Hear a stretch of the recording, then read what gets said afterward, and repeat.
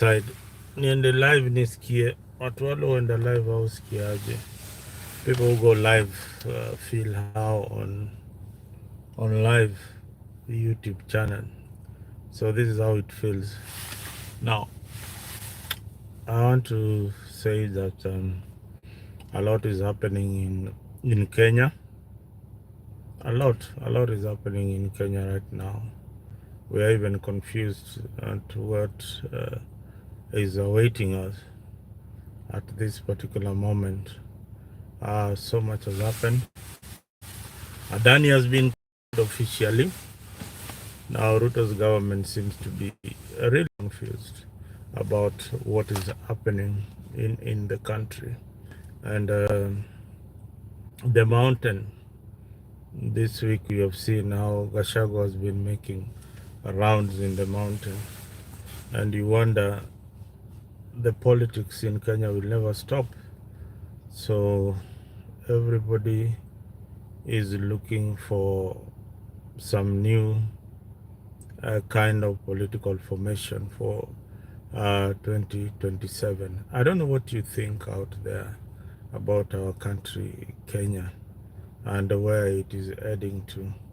So everybody has got his own political opinion. Mine, I will try and share what I feel we as Kenyans, whether you are in diaspora, back at home, feel about the in our country. Most importantly is that I see that Ruto is not in control anymore of Kenya as a country. Once he lost his strongest ally, which is was his deputy and the people of the mountain. So his government basically is very shaky. Remember that this is a government that was elected with 7 point something million votes. Now, with that 7 point something million votes, over 4,000, over 6 million is already out leadership in 2027. Now, this is Ruto with only his close allies, political allies, of which even the ground is shaky for them. Now, my prediction, if this government wants to survive, Ruto should test the waters and dissolve parliament, and people should go for fresh election and seek fresh mandate. He is likely to win if he does that.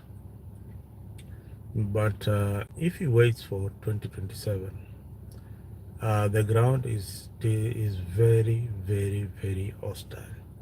Now the hostility will continue to grow if William Ruto does not fulfill the pledges that he has been making throughout the country. And remember, there is now more scrutiny on this government than any other government before. So a lot will happen. There is social media um, where people can post information that they get in TikTok, in X, on YouTube, unlike before. So these are extraordinary times that need a very vigilant leader who knows what they are supposed to do. Kenyans are hurting, and you saw uh, earlier this year the demonstrations of Gen Zs that almost brought down the government, the cancellation of the finance bill, and now the Adani cancellation. This Adani thing was, I don't think Ruto really wanted to cancel Adani, but it is pressure from the West that made him cancel the deal. You see, most of those CSs are even saying that the crime in India and does not affect the deals in Kenya. So these are also some other other other leaders who are possessed, or they're behaving like psychophants, or they have not been in those positions and they're so excited. Kenyans need delivery, and it's not a joke. People need service delivery, and they need it very fast, and an end to corruption. So if there's one thing that will bring the government of William Ruto down, is the corruption that has been going on in the government. We don't say that Uhuru's government was not corrupt. Uhuru's government was equally corrupt, and so was Kibaki's government. But what Kibaki did is that every government official, public servant, had to declare their wealth, and time and again they had to sign up an appraisal or a performance contract during that particular time when Kibaki was president. So his handlers knew how to cover Mwai Kibaki. Now, for William Ruto, his handlers don't know how to cover him up. His government spokesman is somebody that not so many Kenyans even know about. I have repeated that William Ruto needs to employ or redeploy Alfred Mutua as the government spokesman, but they don't get to listen to my advice. That would be a very good pick, so that you are not bashed everywhere. You are not opening projects each and everywhere and stalling them, or such like things. So Alfred Mutua will be receiving the bashing because he knows how to interact in media, he knows how to take questions, and he knows how to answer them at the right time. And now back to devolution. Is it really working for us, or the governors are stealing our money? Now, the Global Institute on Investigation are investigating governors in Nyanza specifically. So one of them is building a five-star hotel in Rabat in Morocco. So you can imagine uh, a governor building a five-star hotel in Rabat in Morocco. This is your money. This is your money. And these people are not concerned about your welfare at all, at all. So even if you are kicking out William Ruto as the President of the Republic of Kenya, we must clean out this parliament. This is the most useless parliament in the history of the Republic. Even the former parliamentarians are telling you that, leaders are saying that this government is working for the executive. It's not working for the people of Kenya. Is it for the benefit of the executive? No, it is not. Ruto needs, in the absence of the opposition, then the government cannot be put on check. So it is we, the people, who are going to put William Ruto's government on check. And how do we do it? We come up, like on this particular platform, AFRIQ 24, share your views. Make sure that you have subscribed to this particular channel, because we have got some good talk shows that inform you of what is happening around the country, some deals that you might not even know. So you can come jump on the live shows and be part of building our nation, Kenya. That is the only way that we can do it. Remember that young man who raised the issue of Adani, that guy who looked, that young teenager who looked like, a street kid, and he raised it, and he was walking to JKA with the passion. You could see the passion. If you play that video, you go to Africa and look for that video, you'll see the kind of passion that this gentleman had. And you umekaa tu pale mtaani, unakula gomba zako, unakula mogoka yako, unakunywa bia yako. You don't even care about when the polls open on election day. Hata ujali kupiga kura. 8 million Kenyans did not vote. In 2027, we anticipate that 22 million Kenyans will participate in the election. Newly registered voters with identity cards will participate for the first time in Kenyan election. What does this tell you?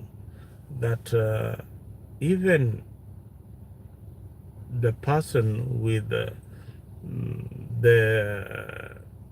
the tribal affiliations, like what Gachagua talks about, sisi watu wa Murima, you cannot beat this force that will come in 2027. Where will they be lining up to vote?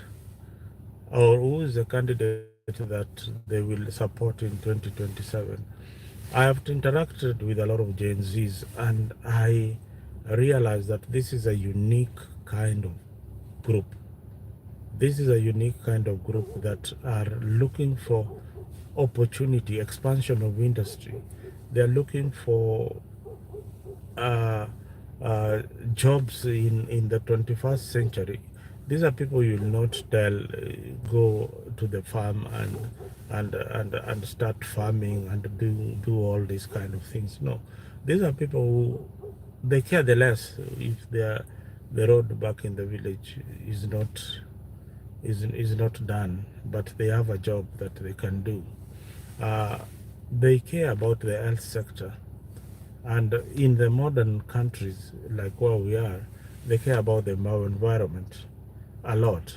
And even in Kenya, a good number of them care about the environment. So they are a unique lot that look into the modern technology and how it can be embraced to further their ambitions and aspirations.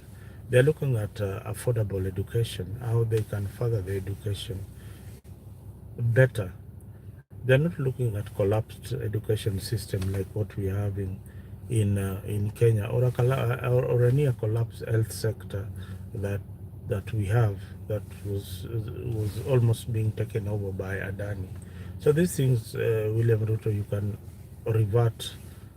You can chew the humble pie and say, I'm a man and I did a mistake. I was ambitious. I wanted to make these things happen for my country, but now they are not happening the way I wanted them to happen. So Kenyans, I really apologize, and we have to go back to NHIF. That's being a gentleman, accepting your mistake. But the way it is right now, even ukijipiga kiburi sana, sometimes you might not succeed.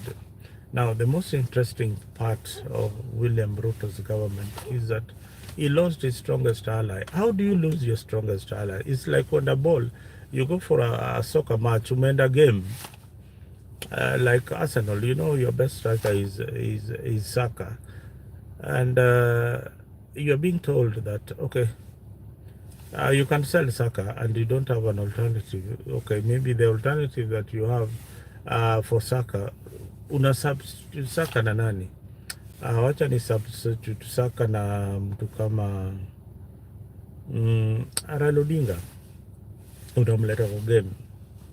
Huyu jamaa unamleta kwa game, ambition yake hata si kuchezea timu yako. Ambition yake ni kucheza timu ingine. Anataka kwenda Real, anataka kwenda Barcelona. Hati yake is not even there.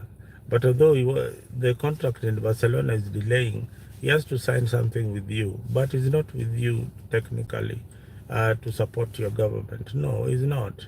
So you really need to know that you also did a mistake. Now going back and getting the mountain, which was your strongest ally, it might be a tall order. But again, Kenyan elections, kuna maajabu. Ruto can still go back to the mountain and be accepted. Yeah, that is our politics. There are no policies, there are no particular formula. But when Ruto decided to choose a very weak ally as the deputy called Kindiki. How many votes can Kindiki get from other regions, or even where he comes from? Apart from Tarakaniti, he cannot get the greater Meru votes.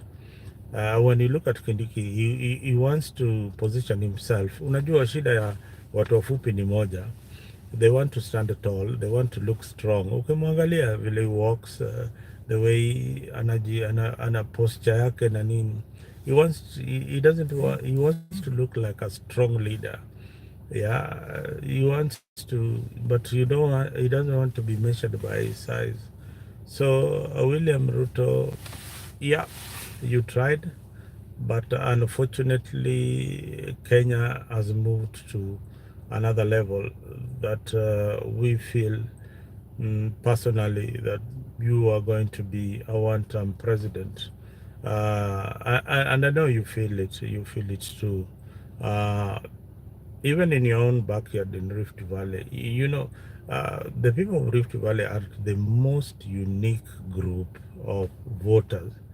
These guys, when they're tired of you, whether you're from their area or not, remember what they did to Moi. And I'm seeing them doing the same to William Ruto. And this is the reason why this voting bloc is important. Is because they are independent in their thought, just like the people in Kisii region. Yes, they might be affiliated to a political party like ODM a lot, but the most interesting part about this community is that when a leader is not performing, you'll not see them back in parliament. That is why you see new leaders coming in other regions. Where I come from, it's just loyalty. They do a lot of nothing in parliament, and even in their constituency. There are no proper bills that they come up with that can help the community. There's no even a fishing factory. The fishing industry is dead. When is the last time you heard that even an MP standing up and saying, okay, give our fishermen loan? They're not. These are just a bunch of sycophants. They sing Raila Odinga from morning to evening, but yet they don't provide any services to the people. But the voters is the problem. It is not the leaders. The voters also are of that caliber. A majority of them just sing to that tune, but they don't look at the substance that is produced by these leaders. It's high time they do an audit for all these parliamentarians. What value have they added? Some of them have stayed for over a decade. We see one-term MP like Salasia, for example, of Mumias. Whatever Salasia has done, if you evaluate them with an MP from Nyanza who has stayed there for 20 years or 10 years or 15, this young gentleman within the last 2 years, what he has done is remarkable. It's recommendable. Yeah. So saa zingine ni akili hatuna ama tuko nayo lakini tunakataa kuitumia. So vile dunia inaenda, tunawahimiza tuzidi kutumia akili zetu kwa njia inayofaa na njia ambayo italeta maendeleo katika Kenya na ulimwengu mzima. Na mambo ya usalama pia nataka tuzingatie mambo ya usalama. Bwana William Ruto, people are saying, or not even people are saying, how can Museveni be abducted in your country and you keep quiet? Hata uongei. Hata your head of security, I don't know who is the head of security. No, we don't have. Since Kindiki was removed from that docket, I don't know who is now the head of security, the CS for security. It also tells you, this tells you that we have a problem. We really have a big problem. Yani, unatoa head of security, appointing on the VP, and we don't even care. We don't right now. Kenya in a CSO security, hakuna ama ni nini? Nobody has been appointed in that docket, and we are okay. So it tells you that this is not a very, very important thing for the government. Hey, Gypsy Corner, thank you. Thank you for joining in. I am doing great. Nibaridi too. Today I just decided to rant. When you see the things that are happening in the country, then you really get mad. But I'm glad. I'm glad that Okiya Mtata has come to the race. Okiya Mtata has come to the race. I've seen picture of Okiya Mtata with Maraga. These are men of integrity. If you are looking for elections with integrity, then Okiya Mtata is somebody with a lot of integrity and not a questionable character. This is somebody can, when molded, and the beauty about Okiya Mtata presidential bid is this: what Okiya Mtata has said is so simple. I am going to select a team that is going to look into whether the people of Kenya and my candidature they will like or can sell or will make an impact or we can win the election. This is something that is so unique. He's not saying that he's going to be the president. No, no, no. He said that this panel is going to go around, uh, collect data, whether his candidacy as Okiya Mutata is viable and can create that enthusiasm and momentum to win the presidential election. So Okiya Mutata, correct hapo na kupigia tick. I hope that so many other Kenyans will join hands in supporting Okiya Mutata. We don't see this guy in major rallies. Is this somebody who will hold a major rally in Kasarani and everybody turns up? No, I don't think he's that kind of person. He's a policy kind of leader, and we have seen what he has been doing uh, in the corridors of justice. So Okiya Mtata it could be a good pick to face William Ruto.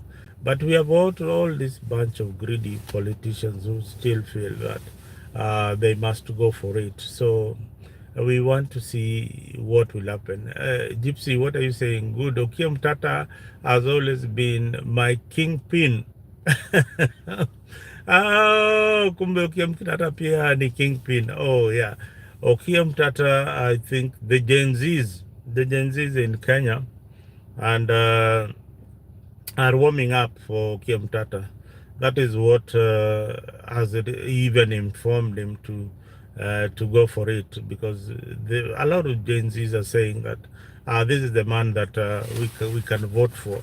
So Okiya Mtata and a mixture of Maraga. Oh my God, that will be hapo hakutakuwa na wizi bwana. Hii mambo ya corruption ati ya ndani tumeiba pesa ngapi? Okiya Mtata will take you to jail. He will take those files himself. Okiya Mtata kama ni president atachukua tu file. Wewe ni governor umeiba. Anachukua tu file, anajipeleka kotini, anakuambia hapana. Wewe ni mwizi, lazima uingie ndani. And if the Supreme Court is not doing their work, or the judges are not doing their work, Okiya Mtata will call them out. So we wait to see what will happen in the near future. We want to see, we know by next year there will be a lot of campaigns going on.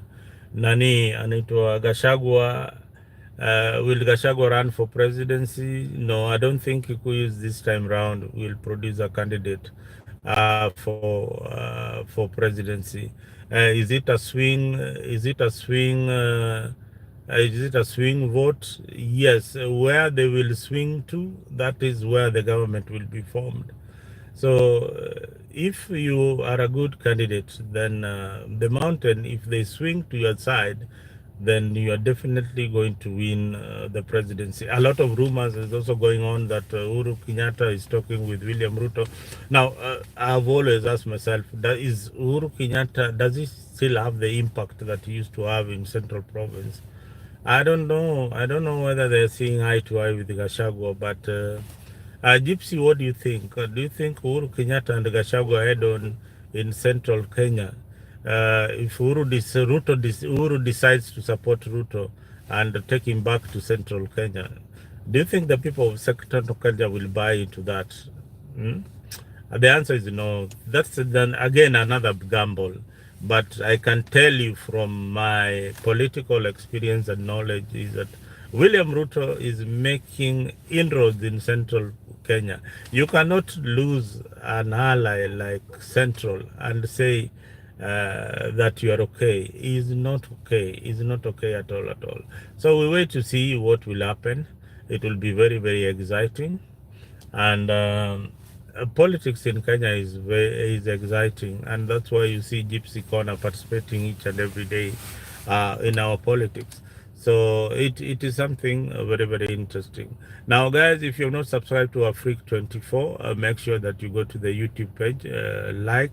If you like the conversation today, Pia, say, okay, Mzalendo, I liked the conversation ya leo. Let us keep in touch, but most importantly is subscribe so that we can build our country, Kenya, together. Mzalendo, I don't believe Uhuru can support Ruto, but they have respect for each other. Yeah. Me, I can tell you politics, Gypsy Corner politics, see siasa. Who thought that one day Raila Odinga would work with William Ruto? My friend, this is politics. And a lot, you know, Uhuru Kenyatta has got a lot to protect. And Gachagua will not protect Uhuru Kenyatta. It is only the President of the Republic of Kenya who can protect Uhuru Kenyatta. So where he is obviously going to lean towards William Ruto. And the same, if Ruto gets out of power, the person that he wants as an ally is the incoming president. He will not be fighting him. Because these people have got a lot of shoddy deals wanafanya. So hakuna ule mtu anaona yuko safe. They have a lot of shoddy deals that they do as Kenyan politicians. So they need to, you watch my back, I watch yours. That's how it works. Kenyan politics is full of never-ending drama. Yeah. Hii ni soap opera. Kenya politics inakuwaga ni soap. Each and every day comes with its own challenges. But the challenge we have today is corruption and the lies that the government of William Ruto is saying day in, day out. That is what everybody is talking about. So who am I not to talk about it? I have told you, this government, we supported it 100%, that we knew that it's going to bring change. And only a fool does not change his mind. Mr. President, only a fool does not change his mind. You still have some little hope to redeem yourself and say, ladies and gentlemen, I have done a mistake. I have been the president of this country. I have been misadvised. I have made the wrong decisions at times. I want you to forgive me. But I know you will not find a place in your heart to forgive me. But even if you don't find a place in your heart, I want you as Kenyan people to give me a fresh mandate and to start all over again. And for that reason, I have decided to dissolve parliament. Na kuambia rais that will win you a term. Na kuambia if you dissolve parliament sahi, because hiyo parliament is the most bogus parliament. Haikusaidii kabisa. Wanangojea bill na unawapatia kitu kidogo, wanapitisha hiyo bill. They are not even in touch with the locals. Uliona ile wakati wanataka kusalimiwa walikuwa wanapiga mpaka magoti, wanaomba msamaha kwa wananchi. Sasa hii kiburi imerudi kwa hao viongozi, kiburi yao imerudi. Wakenya, mimi nawaambia ma-MP viburi zimerudi. Ile salamu, we need to go back to that salamu as soon as possible, kwa sababu hii kiburi hatuwezi enda nayo mpaka 2027. If William Ruto is not going to dissolve parliament, then let us start collecting signatures to take these parliamentarians home. Otherwise atatumiza sana. I still think Ruto will win in 2027. How, I don't know. Gypsy Corner, it will be a tall order because Kenya is divided this way. There are these blocks. Central is already out. If elections were held today, William Ruto will not get Central Province. He might even get just 10% from where Kindiki, not even 10%. He'll get a very small percentage of votes from Central Kenya. Central Kenya is the biggest voting bloc. Now look at Western. Western is divided. They don't even know where to follow. It is right now that Natabea is trying to bring them together. What you see in the Western is a divided community, but the moment they will come together and sit on that table and say that okay, let us forget all our differences, Bukusu, Kian, nani Bukusu, hizo hao watu mpaka wale wanaongea ni kama wamekula chura hola ho au bas wasikule watakaa chini, then that would be another big force coming from Western. Nyanza, Raila will be dictating almost 60% of the votes. If Babu Owino breaks away from Raila Odinga, then he's going to get the 40% of votes. Raila will get 60%. Babu Owino will come up with MPs from Nyanza who will be following, and these are going to be young people who are going to follow Babu Owino, and he can win. So Nyanza ni kama Nyanza ni kama unaona, wacha niseme ukioa nani, it's like Nyanza ni kama Kamuistei with Ruto, ni kama Kamuistei, kanaweza enda anytime. It's not a guarantee that they will be there. From the look of things, Baba and AU naona ni kama AU na Baba saizi it's drifting apart slowly by slowly. Soon Baba will come up and say, the government is not supporting me in AU, I can't go for this. My people, he goes back to his people, cry for them, and munafanyia Baba hivi, now they will be back to Baba 100%. So Baba might be in the ballot in 2027, who knows? So we are going to see that kind of drama happening in our country. So some of these things is beyond our control. We wait to see what will happen. The mountain does not even acknowledge Kindiki as their bana huyo Kindiki saa zingine amefura namna hii unaona, ushaona Kindiki kama amefura bana. Kindiki aende gym. Sasa shida ni Kindiki si mtu mrefu. Kindiki angekuwa mtu mrefu angekuwa bully mbaya sana bana. But Kindiki, the way he walks majestically like a robot, like kak, you know. But Kindiki is not a strong ally as a vice president, and William Ruto knows that. Is not going to provide what is needed in that docket. This is a docket that in Kenya is very, very polarized. This is a country that needs the likes of the mouthing of Gachagua. Inataka mtu wa kelele. Kindiki is an academic, is an academician. He will, yani hizi vitu zingine anajiingiza tu kwa siasa, but this guy should be a CEO somewhere, sitting behind a desk, CEO wa Safaricom ama kitu kama hiyo. Lakini mambo ya siasa, Kindiki iko mbali sana na siasa. Mzalendo Kindiki is going through a lot. Gachagua atakimbiza Kindiki bwana. Kindiki apotee kwa mashamba ya miraa huko bwana. Gachagua is crazy. Kindiki atapotea kwa mashamba ya miraa. So mambo ya Gachagua na Kindiki hata sijaribu. Gachagua atamkimbiza ila hajawahi ona. So hiyo yake na awezani. Ruto ana regret kwa nini alitoa Gachagua. Hakujua Central, unaona kina Kimani Ichung'wah tena. Kimani Ichung'wah constituency yake inaitwa Kikuyu.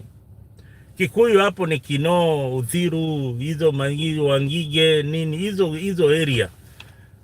This guy has developed his constituency. Hakuna constituency Kenya hii kama ya Kimani Ichung'wah, lakini hawezi kanyaga.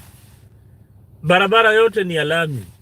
Huko mali natoka ndio gavana hata weke lami, hata MP hata ni dream. Yani MP wa Nyanza kuwekea lami. Okay, nimeona moja anaweka. Karori Omondi ameweka. That is the only first MP. Karori Omondi correct. Ameweka lami. MP wa kwanza Luo Nyanza kuweka lami barabara na pesa ya CDF ni Karori Omondi. Hao wengine wote wanaweka maram, wanaweka katingatinga hapo, hata mtara wa chimbi. These guys bora uinuliwe mkono na baba, uko sawa. They don't really care much about what is happening.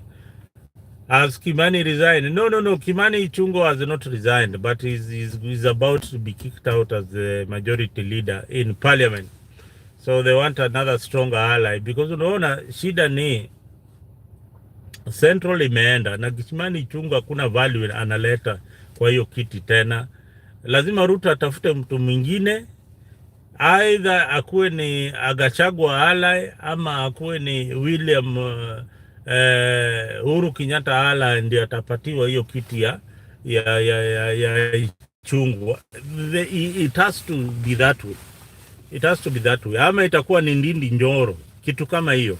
So Ndindi Nyoro anaweza patiwa majority leader just to try and ignite some emotions in Central Province. That is the only way you have to play it. Wewe unaenda kwa game, unauza striker wako ule noma kabisa, ule anaweza kukufungia bao. Unaenda unakuja na mtu kama Kindiki, ule hata hajawahi cheza mpira. Shida hapo ni shida. Hapo kuna shida kidogo. Nimebaki na dakika 2 nimalize hii live ya leo. I think it has been awesome having you guys around. Bado tutakuwa na ile show masaa yake, but I mean this has been interesting to have this live for the first time on YouTube. This is very, very interesting. And I see the positive response. If you're watching us on YouTube channel, just take a point of subscribing on AFRIQ. Subscribe, like, na watch a comment hapo. Nitakuja kuziona na tutakuja kuongea hii wiki. You'll be having a lot of shows. Niko free kabisa. I will be doing so much. This is the week for Thanksgiving. If you are in America, here people are celebrating Thanksgiving, and I wish you all the best with your families. If you're planning for holidays, take care. Don't overdo it, and wish you all the best in Thanksgiving and happy holidays. If you are not a member of AFRIQ, make sure that you have subscribed. If you appreciate our shows, pia unaweza subscribe for membership, unatupa $1 hapo. Sisi pia tutafurahi sana kukuletea mashow kama haya most of the time. And Gypsy Corner, you liked the YouTube version of it. If you liked it, thank you very much. And nice to see you, Mzalendo. Keep on coming to YouTube. Yes, I will be coming a lot on YouTube. I wanted to try it for the first time and I see it's working so well. I will be coming more on YouTube so that we can have a conversation. So this conversation is unfiltered and edited. So kuja hapa, sema ile unataka. In fact, ukiingia pale kwa comment section, it's even much better. I'll be able to see what you. Aha, Liverpool beat Southampton 3-2. Liverpools. Okay, congratulations Liverpool, never walk alone. Gypsy Corner sasa amefurahi hapo. Liverpool imechapa Southampton 3-2. I think Liverpool is a good side this season and nakwambia wanaweza chukua ligi. I think they have a very good coach. Sisi watu wa Arsenali, bana Mungu atuonekanie. Wewe Mwenyezi Mungu mahali popote huko, onekania au mashabiki wa Arsenal. Tafadhali mashabiki wa Arsenal, angalau watu waone kitu. Sasa Liverpool imeenda 8 points clear. 8 points clear. Tutafika huko lini? Hii December inakuwa nuksi kwa timu ya Arsenal kama hii. Naomba Mwenyezi Mungu tuonekanie, tuletee kocha ule anaweza tusaidia. Angalau pia sisi tufurahie kama timu zingine. Tuone hata hii kikombe kubwa. Tumezoea hii kikombe inakaa kama ndoo. Tuache tusaidie Mwenyezi Mungu ili timu ya Arsenal yetu tuweze kupambana na matimu zingine. Hey, 24 more years Mzalendo. Why. Lakini ile kitu inaturidhisha moyo sisi kama wa Arsenali ni unbeaten. Tumeenda unbeaten. Hata ukipiga kelele hapo Liverpool amjawahi enda unbeaten. Sisi tumeenda unbeaten. Season mzima team kubwa Arsenal imeenda unbeaten. So the gods of football, please come back to those days of Patrick Vieira, Thierry Henry, anaitwaje huyo mwingine alikuwa striker wetu matata, Thierry Henry, Lampard. Turudi kwa hizo masiku za mpira ile ilikuwa inachezwa pale Arsenal. Those were the days. Kanu Nuongo. Wow. Kanu, midfield maestro kama Kanu. Hakuna mtu kama huyo. Bana turudi tuone ile mpira yetu ile tamu bana. So we need a good coach in Arsenal. Huyu coach alikuwa wa Liverpool bana, arudi Arsenal. Ama tuchukue Pep. Si Man City wafute Pep alafu tuchukue Pep. I think Pep, Man City and Arsenal they play a similar game. So hopefully we'll be back in the game. Otherwise, guys, thank you very much for being part of this broadcast. I hope to see you much later this week. The whole of Thanksgiving week. It's a whole week. We are celebrating Thanksgiving. Tunashukuru Mungu kwa kutupatia maisha. There are people who are sick out there. There are people who are hungry back at home. There are people who are also homeless. We pray for them. If you have something extra and you feel like giving out, make sure that you reach to people out there during this festive season. Otherwise, thank you very much and I hope to see you same time, same place. Asante sana.